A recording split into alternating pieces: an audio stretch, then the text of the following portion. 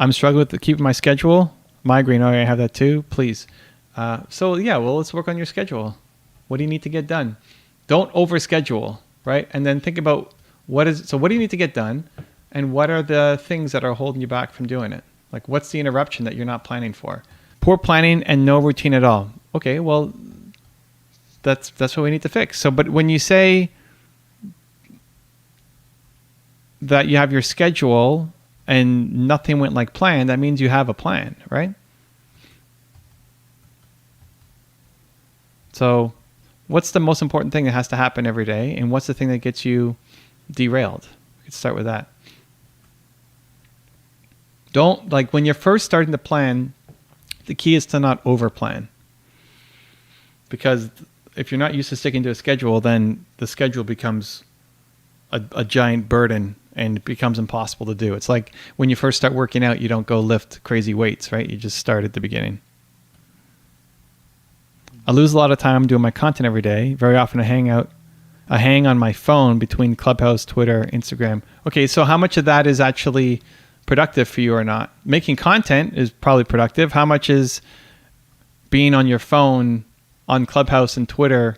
How much is that helping you with your goals? I build relationships and they are stable, but I don't convert enough. Okay, listen, if you're going to be spending time on social, great, you can do that. The two things you need to do, whether it's creating content, spending time on Clubhouse, Twitter, whatever platform, you need to start to audit how well is it working and whether it's worth continuing at the same rate that you're doing it. And then you need to put it in the calendar to say, I'm going to spend 2 hours doing it. I'm going to spend 2 hours on Twitter and Clubhouse. So the day doesn't get away from you. And also that you're focused for those 2 hours, that you're not also checking something else and also getting distracted by a million other things, right? When you're saying you're creating content, great, focused content creation. How much time do you need to spend per week creating content and making that realistic, right? How much time do you actually need to spend making your content? And then put that and block it off in your calendar so it gets done. So you're not stressing about, do you have enough time? And don't say it's going to take you an hour when you know it typically takes you 4 hours, right? If it takes you 4 hours, put in 4 hours. And be hyper-focused on that and not while you're making content looking at Twitter. Like when there's no calendar, sometimes that can serve you. When you need to be creative, then having an open calendar is great.